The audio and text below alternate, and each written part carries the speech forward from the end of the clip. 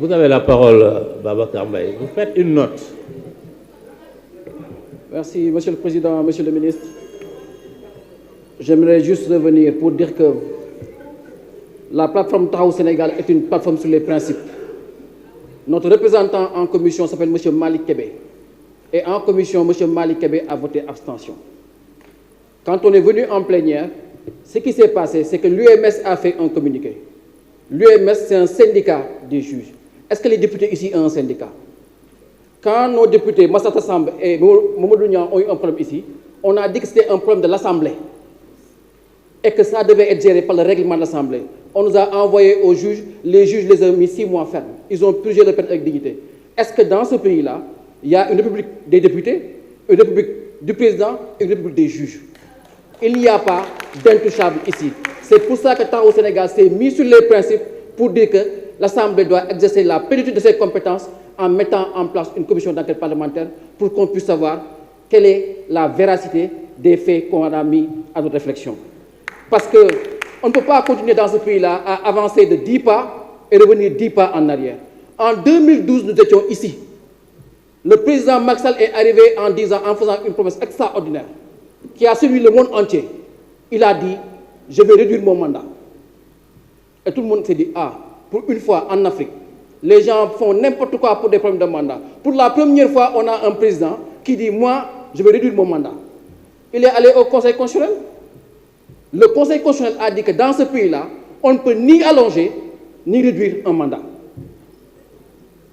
On ne peut ni allonger, ni réduire un mandat. Ensuite, on est allé faire un référendum. L'enjeu du référendum, c'était la question du mandat. On a dit qu'on fait 2 quinquennats. Nul ne peut faire plus de 2 mandats successifs. La forme républicaine et la durée du mandat sont désormais intouchables, intangibles. C'était ça la promesse. Vous avez fait campagne. Nous, à l'époque, par la grâce de Dieu, Taxawu Sénégal, encore une fois, on avait voté non.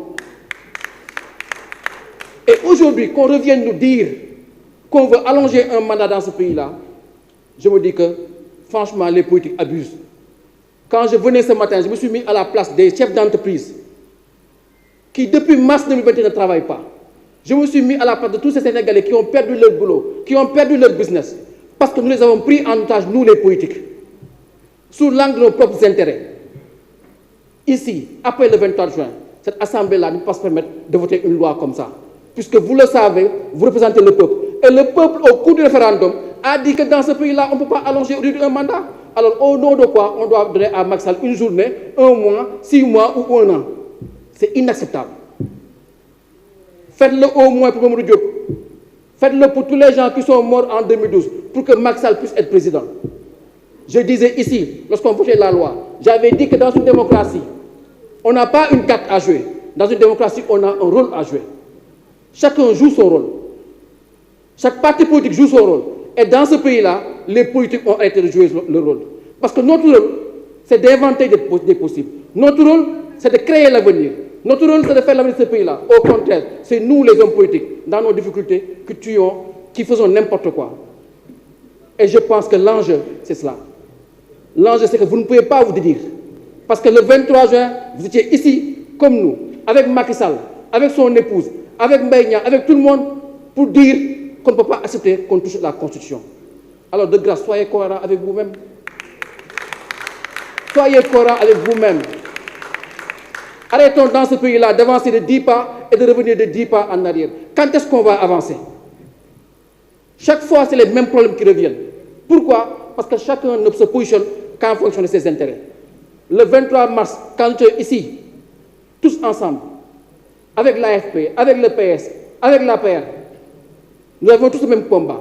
Nous avions tous les mêmes convictions. Alors aujourd'hui, pourquoi on devait avoir des convictions à géométrie variable?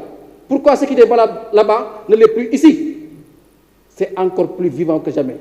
C'est encore plus valable que jamais. Parce que dans une république, vous avez laissé Macky Sall, au fur et à mesure, casser les digues, avancer, avancer, avancer, jusqu'à la dernière digue, qui est que pour la première fois, on va reporter une élection présidentielle. De grâce, ne soyons pas l'Assemblée de la honte. Faisons en sorte que quand on sortira d'ici, on regardera nos enfants avec fierté pour dire que nous avons été le dernier mur, le dernier rempart pour qu'on ne passe pas franchir et dire que maintenant nous sommes totalement, intégralement dans l'indignité. Soyez responsables. La parole est à notre collègue Moussa Diakhaté.